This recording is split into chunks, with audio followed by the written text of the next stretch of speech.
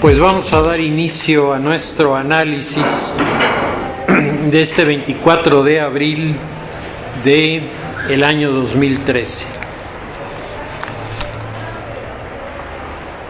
En el campo internacional me parece que vale la pena revisar rápidamente la conclusión del atentado de Boston, porque creo que hay una serie de elementos que es muy probable se conviertan en los sintomáticos del terrorismo en el mundo de la posmodernidad. Hasta hace algunos años, las redes terroristas eran redes que tenían un núcleo principal en donde estaban los estrategas y estaban también las personas que conseguían las armas, los explosivos, el dinero, y estos a su vez manejaban a un sinnúmero de grupitos que estaban integrados normalmente por fanáticos a los que se animaba muy rápidamente para llevar a cabo una acción, los que planeaban, los que suministraban armas y dinero, le daban a estos grupos el material y estos se encargaban de llevar a cabo el atentado. Cuando la policía detectaba al grupo que estaba arriba, la red se acababa, porque ya no había ni planes, ni proyectos, ni armas, ni dinero, no había nada para confrontar el problema de mantenerse como activistas. Recuerdo muy bien que allá por finales de los años 80 del siglo XX, el escritor y politólogo geopolítico francés Jacques Attali publicó un interesante ensayo que se llama Milenio, en donde Attali hace un pronóstico de qué cosa va a ocurrir en el mundo que ha resultado particularmente atinado. Dice Jacques Attali: la sociedad mundial es una sociedad que va a ser transformada de manera radical por la globalización. La globalización va a traer elementos que antes no se conocían y que le va a dar a la información un valor tan significativo que la sociedad va a ser la sociedad de la información. Dice Jacques Attali: en este escenario, tal parece que Brzezinski tiene la razón cuando dice que el escenario del siglo XXI y de la posmodernidad ya no tendrá, como en el pasado, una potencia que sea la que dirige al mundo. Hasta el final de la Guerra Fría era claro que había dos potencias que se disputaban el control mundial: Rusia y Estados Unidos. Caída Rusia, todo mundo imaginaba que Estados Unidos se iba a convertir en la potencia directora del mundo. Entre 1990 y 2013, en un periodo de tiempo realmente muy corto, hemos visto a la economía norteamericana precipitarse en el bache más profundo de toda su historia. Hemos visto aparecer la recesión, hemos visto aparecer la corrupción, hemos visto aparecer la ineficacia, hemos visto aparecer en el terreno en el que se suponía Estados Unidos daba lecciones al mundo entero, nos hemos encontrado con que Estados Unidos ha quedado totalmente descalificado. Estados Unidos ha quedado incluso severamente cuestionado por la sociedad. Sin embargo, Zbigniew Brzezinski, en su libro El Gran Tablero Mundial, dice: es cierto que Estados Unidos está sufriendo todo esto, pero esto es producto del final de la modernidad.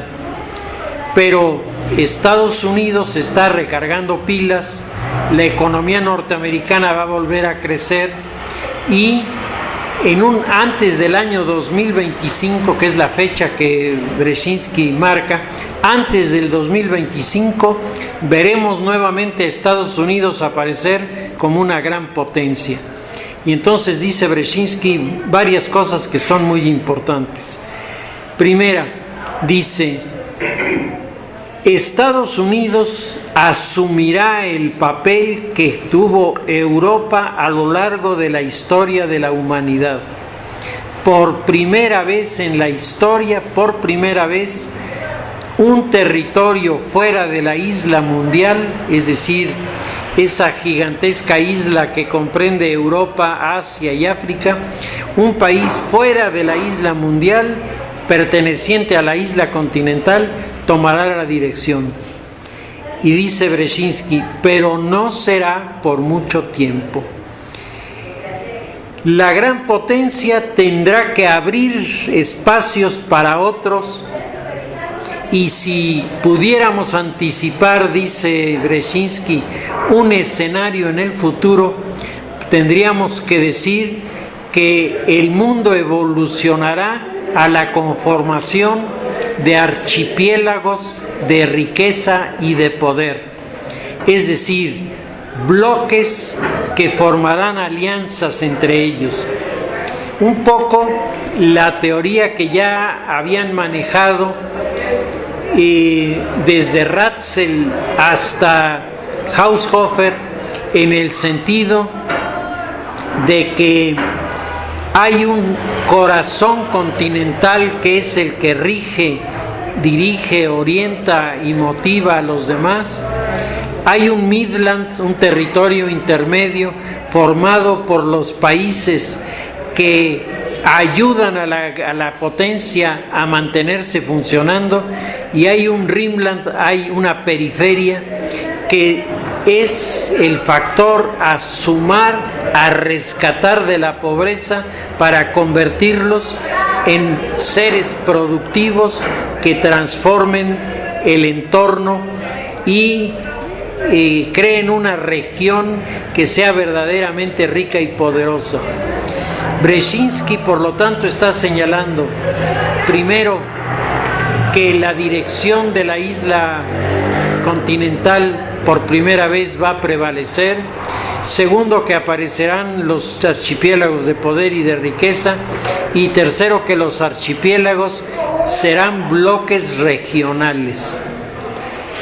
Esto ya Brzezinski en 1970, en el libro Game Plan, las reglas del juego, en donde hablaba de qué cosa ocurriría a finales del siglo XX, él ya decía que el mundo después del derrumbe del bloque comunista estaría integrado por alianzas regionales, y él anticipaba en 1970 una de las alianzas más probables, decía él, es Canadá, México y Estados Unidos, que después se convirtió en el NAFTA, en el Telecán, que es el instrumento a través del cual los gobiernos de Estados Unidos, México y Canadá configuraron el Tratado de Libre Comercio. Brzezinski es plenamente consciente de que las cosas no van a ser como antes. Y Jacques Attali dice: tiene razón Brzezinski, el mundo del futuro ya no podrá estar dominado por una sola potencia. El mundo del futuro estará configurado por archipiélagos, bloques regionales de la economía que competirán entre ellos con ferocidad, pero que generarán para sus sociedades enormes recursos económicos y un modo de vida cada vez más elevado y cada vez más satisfactorio. Dice Jacques Attali: yo esto no lo suscribo totalmente porque yo pienso, dice Jacques Attali, que los archipiélagos de poder y de riqueza a los que se refiere Brzezinski estarán rodeados de un océano de miseria, y ese océano de miseria se cobrará las cuentas con esos bloques regionales. Y entonces dice Jacques Attali: me imagino la configuración de la última etapa del Imperio Romano. Mientras se vive en las ciudades el lujo y el dispendio, los legionarios tienen que estar dando la vida en su lucha contra los bárbaros. Y dice Attali: los bárbaros del nuevo orden mundial serán los terroristas.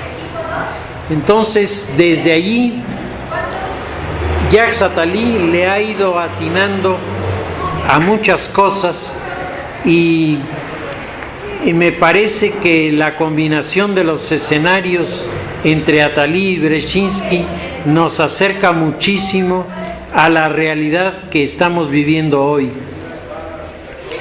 El imperio norteamericano está asolado por el terrorismo, pero el terrorismo ha cambiado de manera sustantiva.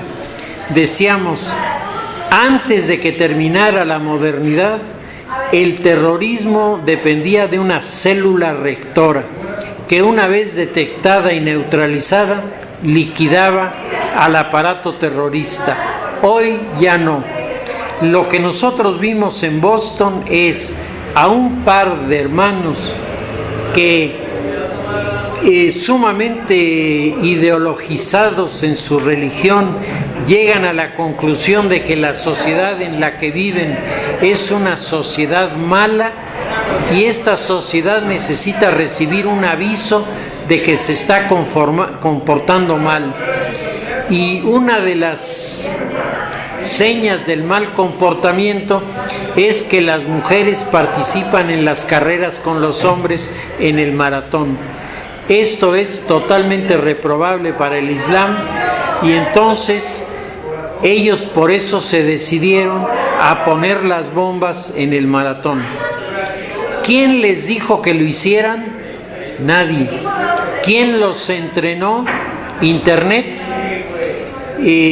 Hace ya, ¿qué será? 30 años.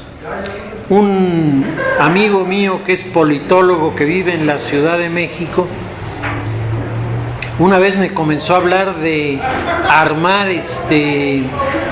bombas y le dije: oye, ¿tú de dónde sacas eso? Dice: hay un portal que se llama Portal del Anarquista. Y entonces me enseñó el Portal del Anarquista hace 30 años, cuando estaba lejísimos de manejarse los sistemas de información que tenemos hoy, y venían ahí los manuales de cómo hacer bombas. Si eso era hace 30 años, hoy me imagino voy a buscar el Portal del Anarquista, porque entre otras cosas me parece que es interesante saber qué manejan estos grupos y ver si hay ahí la información suficiente para hacer una bomba. Yo creo que sí, porque en el manual del anarquista que yo vi hace muchísimos años estaba con todo detalle cómo hacer una bomba, garantizando que explotaba y que tenía un poder de destrucción que estaba ahí perfectamente establecido. Hoy yo creo que esto se ha multiplicado y que alguien con interés de saber cómo se hace una bomba, simplemente con que maneje bien su computadora, se mete a los terrenos de información y en un rato tiene, así como pueden tener, y me consta, la receta para hacer un pastel o preparar una carne o preparar cualquier cosa, hoy se tiene también garantizado el que uno puede fabricar una bomba y esa bomba puede matar gente. Por lo tanto, ¿quién les dijo? No les dijo nadie. ¿Quién los adiestró? No los adiestró nadie. ¿De dónde sacaron los recursos? No se necesitan muchos recursos para el tipo de bomba que hicieron, y el impacto que causaron fue verdaderamente un impacto impresionante. Los Estados Unidos volvieron a sacudirse como no se habían sacudido en años. Yo creo que desde las Torres Gemelas no se habían sacudido con tanta intensidad, precisamente porque una vez más el país que presume tener la mayor seguridad del mundo resultó ser un país enormemente vulnerable ante las acciones de los de dos muchachos a los que se les ocurrió poner la bomba. ¿Cuál fue la respuesta del gobierno norteamericano? La respuesta del gobierno norteamericano fue correcta. Llamaron a sus equipos de especialistas, pusieron a un agente del FBI que se ve que es un experto en el tema. El hombre paralizó la ciudad de Boston, algo que en México nos resulta increíble. Uno dice, aquí en México no hubiera funcionado, ¿sí? Llegaban, si tenían sospechas, tocaban en una casa y decían, vamos a entrar, la gente, revisen, sin ningún incidente. La gente se volvió informadora de los aparatos de seguridad y así comenzaron a aparecer las noticias de dónde podían estar los personajes. Localizan al primero, presenta resistencia y lo matan, y capturan al segundo, que es un chamaco, que además, según sus compañeros, era un chico totalmente normal, servicial, agradable, pero según su tío esto era una doble vida, porque mientras él aparentaba esto, en realidad lo que tenía era un odio que venía acumulando contra los Estados Unidos. Es muy difícil llegar a un diagnóstico en visiones tan contradictorias entre sí. Lo que podemos decir es que todos los equipos de seguridad de una ciudad, los aparatos de inteligencia coordinados a nivel nacional en una de las potencias más importantes del mundo, con uno de los aparatos de inteligencia más evolucionados que existen. Todo esto se tuvo que movilizar para atender la acción de dos chamacos que de manera espontánea se les ocurrió poner estas bombas con el resultado que conocemos. Como decía Jacques Attali, los terroristas serán los bárbaros del nuevo imperio. Ellos estarán permanentemente golpeando. Veía yo en la CNN una entrevista con uno de los personajes que actuó en la búsqueda de los dos chechenios, y le preguntaba a la entrevistadora, ¿este caso le da a los aparatos de seguridad, al FBI y demás, le da elementos para seguir la pista de alguien? Le dijo, no. La desgracia del modelo que estamos viviendo es que hoy fueron aquí dos chechenios, mañana pueden ser allá dos sauditas, pasado mañana pueden ser allá dos sirios, o 1 o 10, y nosotros no lo sabemos. Dice, y lo peor es que esto va creando una verdadera paranoia delante de la comunidad. Dice, y cuando los aparatos de inteligencia se vuelven paranoicos, se cae en errores que normalmente se reflejan en represiones que a la larga resultan equivocaciones y por lo tanto la descalificación de quienes hacen la persecución del terrorismo. Yo creo que una vez revisado el caso, simplemente rescatar que estamos en un escenario nuevo en donde los modelos verticalistas, disciplinados, que responden a una autoridad, ya no funcionan, pero donde la sociedad, los integrantes de las comunidades están fuertemente afectados por sus creencias, están motivados por acciones como la de Boston, por acciones como la de las Torres Gemelas, y muchos que están en desacuerdo con la sociedad en la que están viviendo, indiscutiblemente pueden llegar a la conclusión de que su venganza contra esta sociedad puede ser implementar alguna acción de corte radical terrorista. Irán ha enviado en fecha reciente a la cadena Al Jazeera, que es la cadena que siempre transmite las noticias del mundo musulmán, un comunicado en donde dice que Irán, consciente de que la globalización se está adueñando del mundo, plantea frente a la globalización y la posmodernidad su reto y su decisión. Ellos no pelearán contra la globalización, ellos no pelearán contra la posmodernidad, ellos islamizarán la globalización e islamizarán la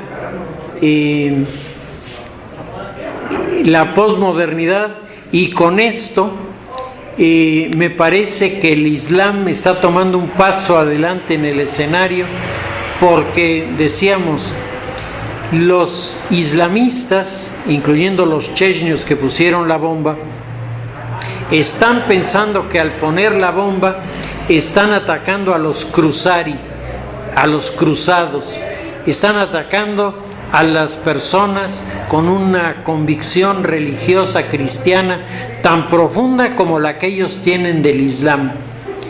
Y saben que eso no es cierto.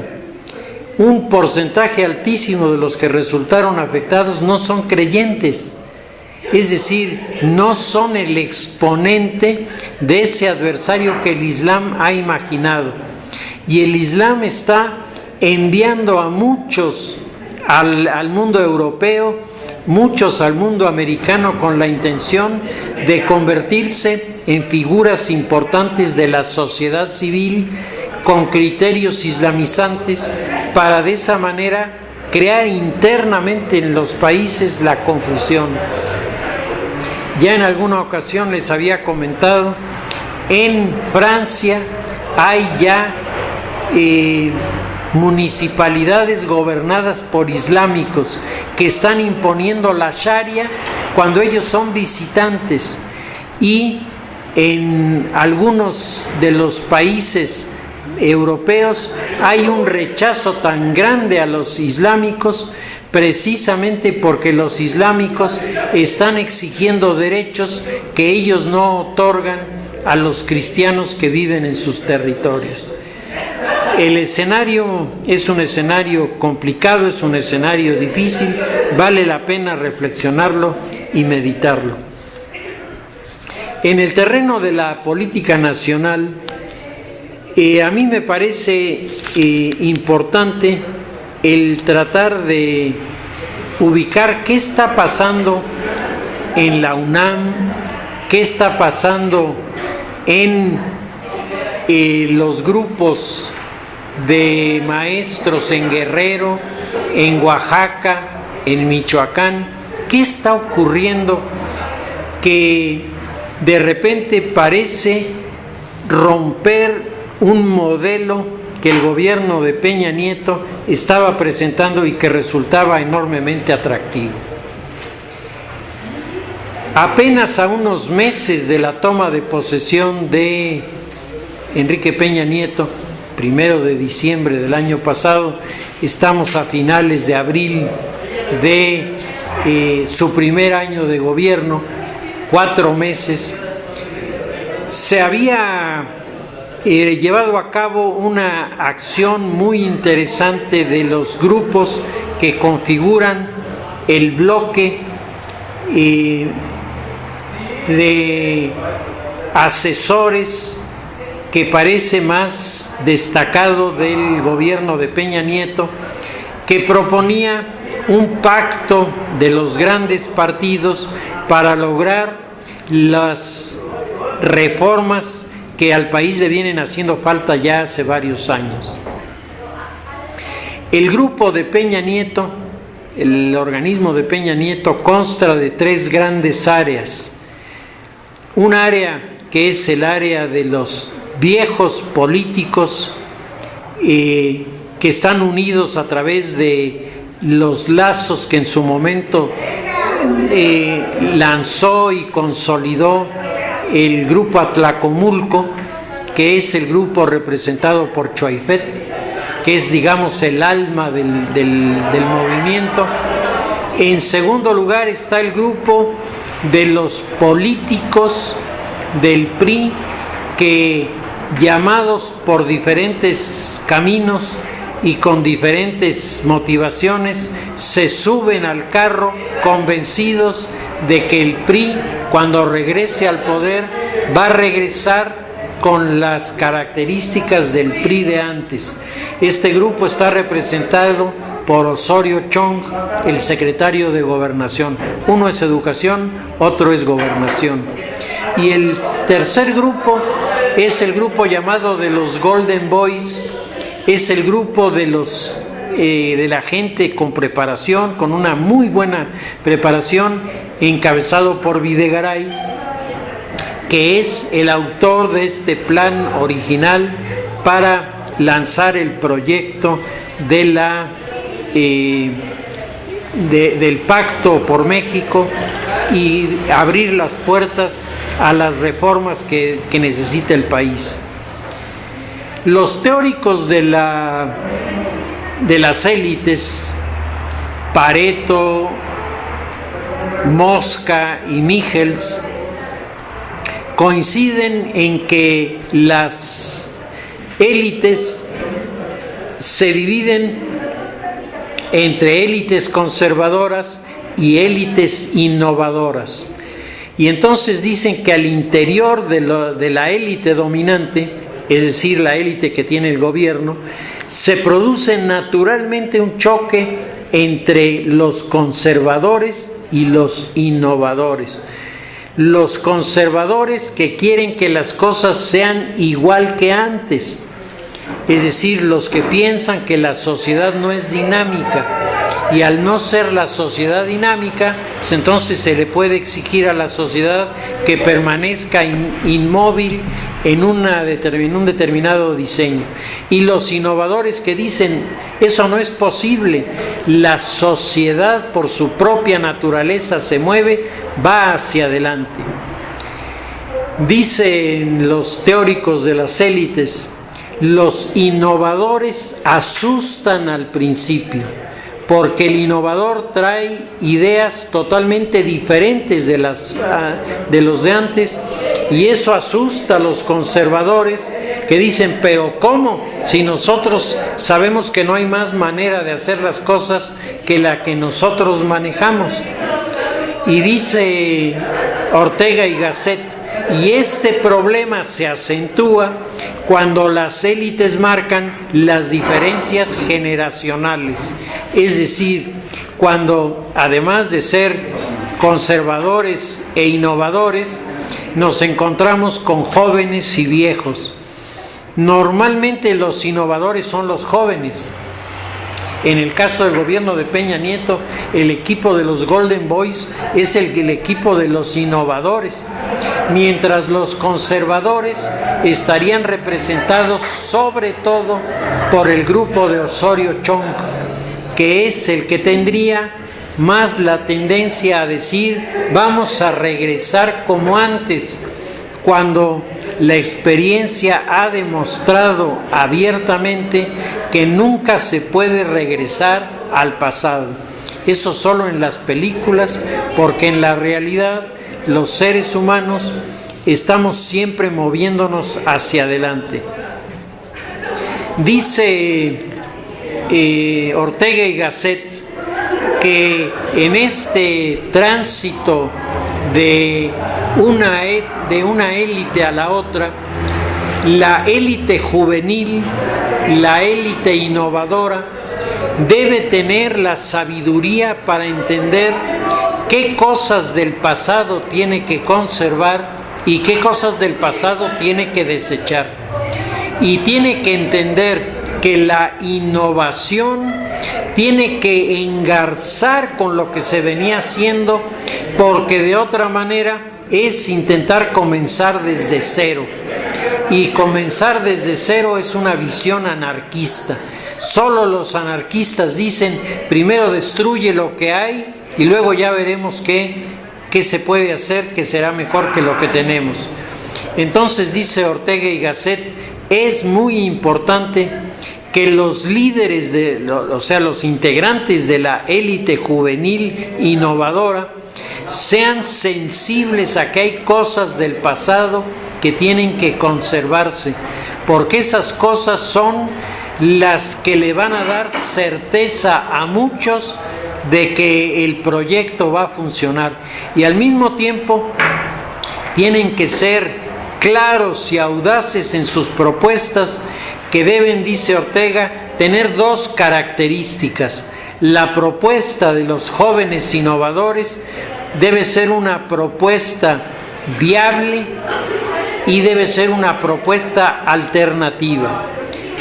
Es decir, no se vale hacer sugerencias del deber ser. Lo que necesitamos es que las cosas sean como deben ser. Pues sí, eso la teoría dice que está soportado por la lógica, pero en el orden práctico esto no ocurre. La sociedad en la que vivimos, en primer lugar, es una sociedad plural, es una sociedad con criterios muy encontrados, en donde no todos piensan como nosotros, pero todos tienen derecho a pensar y todos tienen derecho a proponer. Y en ese sentido se tiene que aceptar que la propuesta que yo hago no es una propuesta que aplaste a los demás y diga, y esto es lo único que puede funcionar.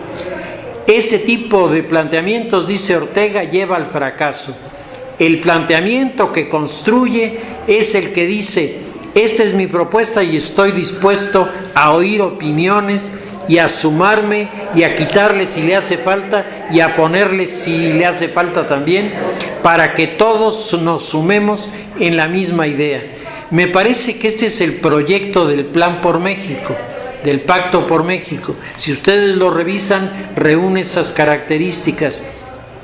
Intenta decirles a todos, sé que no es el proyecto total que ustedes quisieran, pero es lo que más se puede parecer. Si nosotros comenzamos con esto, el día de mañana lo podremos perfeccionar. Si no comenzamos con esto, no tenemos nada. Entonces, el grupo de los intelectuales que apoya a Peña Nieto ha venido manejando la idea de que el pacto se inicie con la reforma educativa y la reforma de comunicaciones, que son las que parecía estaban más platicadas y más a modo. Sin embargo, en el momento en el que el gobierno federal anuncia que se va a hacer la evaluación de los maestros, se va a hacer la evaluación de los alumnos, se va a revisar la currícula de las materias, se le va a dar consistencia a esta revisión de maestros y alumnos y contenido de las materias para planear el futuro, para saber qué tipo de maestros y qué tipo de alumnos necesitamos, con qué tipo de materias para poder atender la demanda mundial y poder competir en la demanda mundial. Cuando esto se plantea, brincan al interior del sindicato magisterial los integrantes de la coordinadora de la educación, que son los enemigos mortales de este proyecto. ¿Por qué son los enemigos mortales de este proyecto? Hay diferentes posibles razones.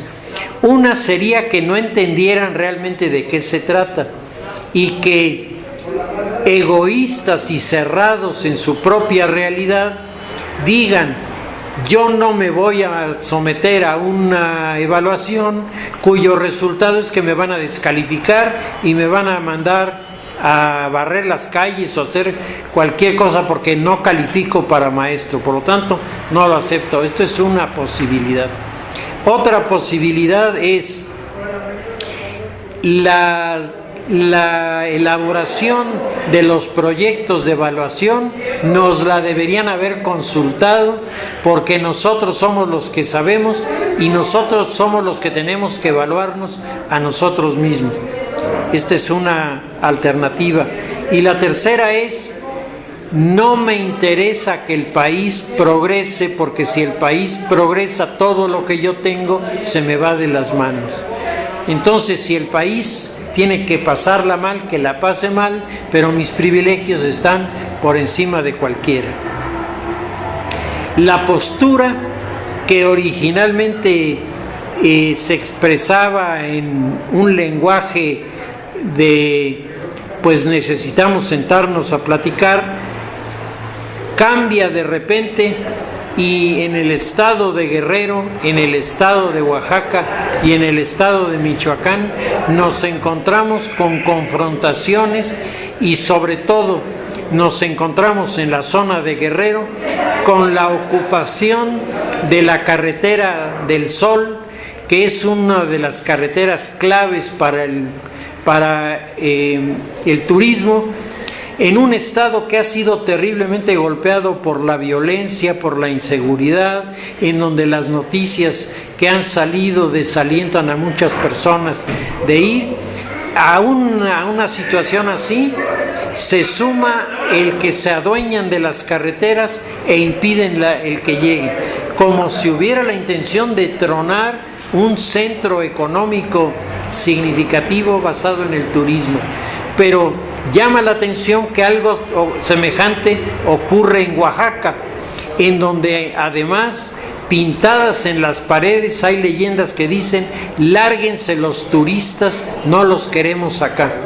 Cuando Oaxaca es un territorio que vive del turismo, es decir, se alejan al turismo, ¿de qué van a sobrevivir una enorme cantidad de personas que viven trabajando para una de las industrias que es no contaminante y que sí genera muchos empleos, que es el turismo? ¿Será esto alguna maniobra con alguna intención ideológica detrás? Al parecer no, pero no cabe duda de que se plantean interrogantes de por qué esta radicalización en esos lugares. Y si hablamos de Michoacán, el asunto no anda muy lejos. Es más, en Michoacán los estudiantes de las normales exigen que no se enseñe a los alumnos el inglés, que se enseñe a los alumnos el purépecha. Yo no tengo ninguna objeción a que se enseñe el purépecha, pero me parece que en el escenario de la globalización en el que estamos viviendo, hablar inglés va a tener mejores resultados que hablar purépecha. Posiblemente, si a alguien le gustan las lenguas de los núcleos indígenas, está en su derecho, y a mí no me parece mal. A mí esas lenguas me gustan, me gusta oírlas. Pero una cosa es eso y otra cosa es decir, y por lo tanto no le vamos a dar inglés a los que van a ir a competir a los mercados internacionales. Nadie nos va a venir a competir en purépecha, se los aseguro, pero nosotros vamos a tener que ir a competir en inglés en muchísimos de los territorios en donde este fenómeno se está presentando. Y ahí, sin duda, habría que preguntarse quién está resultando el beneficiario de todos estos manifestaciones, protestas, agresiones, cierre de carreteras, porque alguien tiene que estar resultando favorecido, y no me parece que sean ni los alumnos que pierden las clases, ni los gobiernos que se ven bloqueados, ni la seguridad que se ve cada vez menos favorecida con este tipo de acciones. Y por otro lado, nos encontramos con que comienzan a aparecer esas policías particulares en las poblaciones rurales, en los 3 estados en donde hay ese problema. Y esto está confrontando ya en este momento problemas muy serios. Escuchaba algunas declaraciones de los funcionarios de la Secretaría de Seguridad diciendo: no podemos tolerar ese tipo de policías porque el único que tiene derecho a usar la fuerza en el país es el gobierno y nadie más. Es más, la Constitución establece que ninguna reunión en donde haya personas armadas tiene legitimidad ni sus conclusiones son válidas. Por lo tanto, la Constitución rechaza la aparición de estas policías, y sin embargo, ven ustedes, todos los días aparece un grupo aquí, un grupo allá. Ya aparecieron en Yucatán, ya aparecieron en diferentes lugares, y la pregunta es: ¿hasta dónde este asunto se va a extender?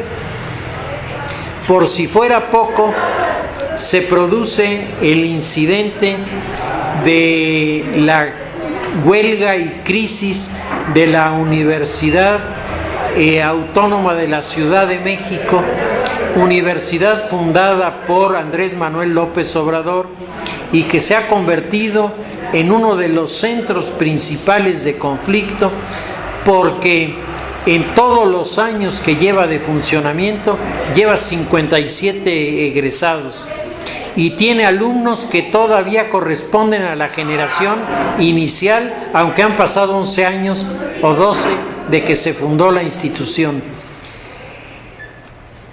El problema surge en la universidad cuando la rectora públicamente denuncia que la universidad tiene un bajísimo nivel, que la universidad no tiene capacidad de preparación, porque la universidad no está invirtiendo los enormes recursos que le dan en las áreas académicas. Se han invertido quién sabe cuántos millones en llevar a los alumnos de visita a Cuba. Y uno se pregunta, bueno, ¿llevar a los alumnos de visita a Cuba es prioritario en una universidad? La rectora enumeró así una serie de casos, lo hizo público, se vino un movimiento de huelga, 4 meses continuos de huelga. Finalmente abrieron la universidad, pero no las clases. Llevamos como 6 meses en ese problema, y de repente el gobierno del Distrito Federal resuelve el asunto violando la autonomía de la universidad y nombrando a un marxista argentino como el rector de la universidad, a Enrique Dussel. Y Enrique Dussel llega a tomar posesión y en su discurso de toma de posesión dice: nuestra universidad es una de las que tiene más prestigio en el país, tenemos mejor nivel que la iberoamericana en la Ciudad de México. Y uno dice, bueno, esto es verdaderamente la locura, porque en realidad la universidad tiene un nivel académico bajísimo, y si algún buen maestro, que seguramente los tienen, está ahí, el que está sufriendo las de Caín, porque el entorno de la universidad es totalmente negativo. La rectora acaba de ser amparada y por lo tanto está a discusión si hay o no rector en la universidad, y por lo pronto llevamos 6 meses y la universidad sigue sin resolver su problema. De esta universidad salieron varios de los participantes en las manifestaciones violentas del 1 de diciembre del año pasado, y yo comentaba el día de ayer con algunas personas, a mí me ha llamado mucho la atención que desde el 1 de diciembre estos grupos que han estado participando pintan un círculo negro con una A, y en una entrevista que da a la prensa el grupo de los anarquistas, una entrevista que tiene lugar el 7 de diciembre del año 2012, los anarquistas dicen que estos grupos se llaman Alianza Anarquista Revolucionaria y el otro se llama Alianza Anarquista de la Cruz Negra,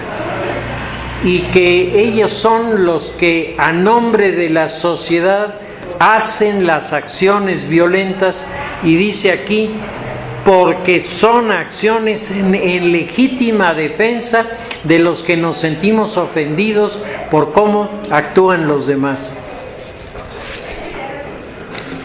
El que en una sociedad haya disensos, pues es común y corriente. Es más, yo creo que es deseable que haya disensos, que la sociedad sea capaz de entender que no todos podemos pensar de la misma manera. Me preocupa que haya quien piense que tiene la autoridad para imponerle a los demás un punto de vista, sobre todo tan radical como el de los anarquistas.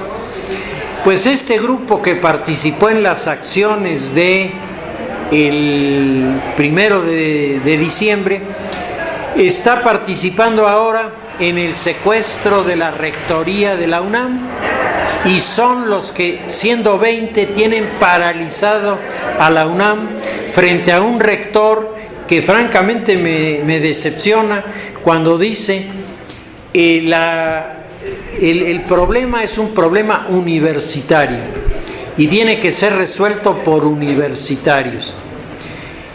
Yo tengo mis dudas de que pueda considerarse un problema universitario que un grupo, aunque sea de universitarios, se adueñe de una de las oficinas importantes, rompa los vidrios, maltrate los muebles, abra los escritorios, esté violando las chapas de los archivos. Eso no me parece que sea una actitud estudiantil, y que la universidad es la única que tiene el derecho de castigarlos. La universidad no es autoridad en ese sentido. La universidad puede castigar desde el punto de vista académico, puede sancionar a alguien porque no asiste a clases y no darle el examen, puede reprobar a alguien en un examen, puede retirarle el derecho a inscribirse, pero no puede decirle, ¿sabes qué? Te vas a la cárcel 3 días por lo que hiciste, o te voy a imponer una multa de tanto por lo que hiciste, porque eso no le corresponde a la universidad, porque la universidad no es un ente de derecho en este sentido. Es un ente del derecho universitario, y por lo tanto el nombramiento de los consejeros, el nombramiento de los rectores, el nombramiento de los directores, los problemas universitarios que pueden surgir, puede y debe resolverlos. Pero cuando brinca de ahí, el asunto es totalmente diferente. Y cuando comienza a practicarse el vandalismo, peor todavía. Dice el rector, si con la admonición que el Consejo Universitario les va a dar no se salen, entonces tendremos que pensar si lo sacan los servicios de seguridad de la universidad o la Procuraduría. Y dice, y yo he llegado a la conclusión de que mejor venga la Procuraduría. y el procurador dice: yo no me meto en la UNAM porque luego me llaman y luego dicen que nadie me llamó y a ver quién carga con la responsabilidad. Y la pregunta es, ¿y mientras? Si ustedes revisan la prensa del día de ayer, decía miles de personas que tenían que haber llevado a cabo trámites importantes están en la puerta esperando, mientras 20 ilustres desconocidos dicen que ellos son los dueños del escenario. Y ahora los alumnos de este grupo anarquista que pintaron su A negra ahí en la entrada de la rectoría, le dicen al rector: si quieres dialogar con nosotros, primero tienes que garantizarnos inmunidad en todos sentidos. Inmunidad dentro de la universidad, es decir, nadie nos va a poner sanción alguna universitaria y desde luego ninguna sanción hacia afuera. Tú no me vas a denunciar allá afuera, tú no me vas a perseguir allá afuera si quieres dialogar conmigo. Y el escenario se pone cada vez más complicado, porque si son capaces de condicionar el diálogo los que están rompiendo el orden, pues quiere decir que el día de mañana se van a sentir los verdaderos dueños del escenario y nadie les va a poder decir nada, porque además el rector dice: porque este es un problema universitario que hay que resolver entre universitarios. En su conjunto el tema, decíamos, bordea la educación. Unos porque no quieren evaluarse, otros porque no quieren que les enseñen inglés, estos porque quieren quién sabe cuántas prestaciones y cuántos privilegios para que la universidad tenga el honor de que ellos asistan. El caso es que en el lapso de menos de un mes, un tema que parecía venir aceitadito, que era el de la reforma educativa, de repente comienza a tropezar con piedras de muy buen tamaño. Y el resultado final de todo esto es el deterioro de la maniobra, que es la maniobra de entrada del nuevo gobierno, la maniobra elaborada, decíamos, por los Golden Boys, por los pensantes, por la generación de innovadores jóvenes que tienen propuestas viables y alternativas, es decir, que cumplen todos los requisitos. Pues eso se está viniendo abajo porque hay una serie de grupos que están rompiendo la credibilidad de la autoridad y están generando un ambiente en donde el diálogo en realidad se está volviendo prácticamente imposible. El presidente tendrá que tomar una decisión. El presidente no puede dejar que estas cosas ocurran y no actuar. No quiere decir que él lo vaya a hacer, pero él tiene que llamar a su secretario de Educación, que decíamos es el segundo de los ejes de esta alianza, y tiene que decirle: tú me resuelves esto, porque si no resolvemos este escenario, la credibilidad de nuestro programa de reforma se va a venir abajo y con ello perdemos la entrada con triunfos que el proyecto de Peña Nieto lleva por delante para decirle a la sociedad: ha llegado el momento de abandonar el empantanamiento en que nos encontrábamos y lanzarnos a cruzar el puente del futuro. Pues ahí estamos inmersos en una situación realmente complicada. El presidente ha hecho una declaración desafortunada sobre el caso de una de sus colaboradoras, y aquí una vez más se muestra la figura del presidente como una figura frágil, una figura a la que le falta experiencia, una figura a la que le falta colmillo, que le falta malicia para entender que no le puede decir a la funcionaria: tú aguántate, cuando las denuncias que se están presentando, ella misma reconoce que son reales y graves. Y el decirle, bueno, tú ahí aguántate, cuando la acción tenía que haber sido, si las pruebas son contundentes, preséntalas y vamos a demostrarle a la sociedad que el PRI que regrese es un PRI diferente, un PRI que no va a soportar estas cosas y que las va a sancionar precisamente porque quiere una nueva imagen. Eso ya se perdió. Todavía lo podía haber hecho después y sin embargo algo los está paralizando y el resultado no es exactamente el mejor ni para el gobierno ni para la sociedad. Y lo que pareciera quedar en el aire es si ya neutralizaron la maniobra del gobierno y al neutralizar la maniobra del gobierno vamos a volver a quedar paralizados como lo estábamos en el régimen anterior. Si les parece, lo dejamos ahí, seguiremos con el tema dentro de 8 días.